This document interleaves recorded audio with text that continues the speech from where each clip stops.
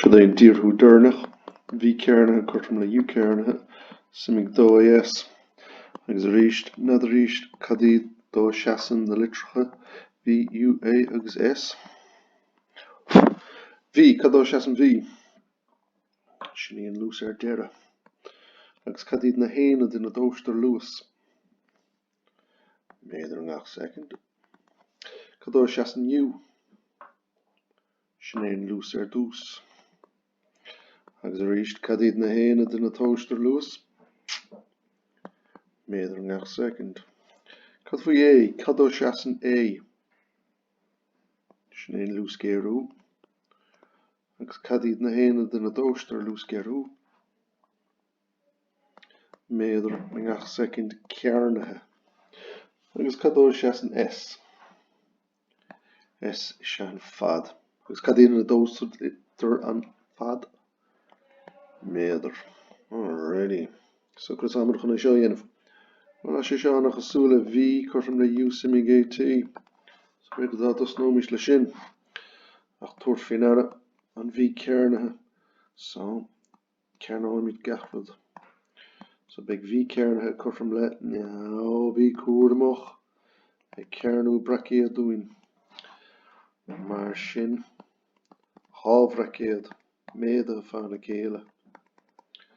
Is fós é sin a scríomh chun gcíimiist catá le déanamh. Beag an U a bhéadú fá U agus an son fáin AT. So cad a tuairig sé sin dúin.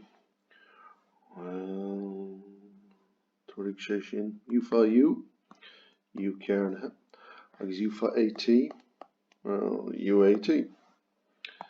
Agus níos caiimiad an AT a bhéadú fá an U agus fáin AT. So cad é AT fá U? Well, is féidir é scríomh ATU, ach beidir, fáin second, agus AT fá AT, well sin A cearnathe, T cearnathe. Then with roint glána an so beidir, U cearnathe, sin U cearnathe. Now UAT, ha sé cuirm le ATU. A go bhfuil siad scríte slite difriúla, siad an rud céin iad. Agus tá dhá ceann, UAT, agus an AT cearnathe, A cearnathe, T cearnathe. Okay.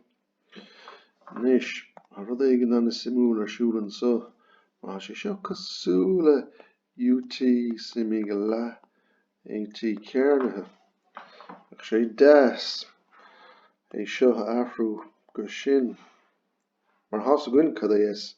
Has agin cad é UT ag le AT cearnathe sin é S. Agus nach bhfuil S sús an so, ag an tús agin.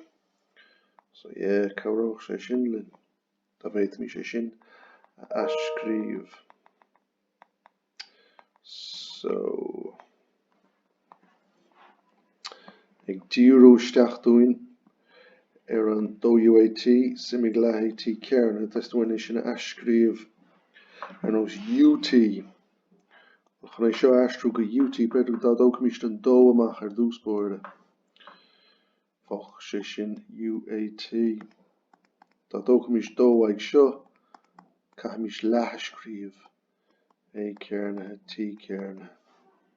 Ní mór dat cínú dat féin dó fá UAT, chuirm le dó UAT, agus go bhfuil dó fá le AT a cearnathe, T cearnathe, bhfuil sé sin chuirm le A cearnathe, T cearnathe. Just chuna cínú bhfuil sé gceart. Nach mór ann, bheadh sé seo das ach AT, UT gom leis géal. UT simig le AT cearnathe. So tá an A sa dá áit. Bhreail mé seo bhainteach agus ceann bhándas na A's. So tá go mé amach. An dá ceann lasmúd an bracéad. Agus an son bheadh dó A. Well, Ryan UAT ar A, agus jo fá UT. Agus Ryan le AT, le A cearnathe, T cearnathe ar A, agus jo fá le AT cearnathe. Oh my golly, crashing gosh, sin S. So it's féidir mé a scríomh. Gan an bracéad mór, mar tá an bracéad mór chuirm le S. agus sin é. Bhí cearna chu from líomh cearna sa mbeidh dó as. Críochnathe.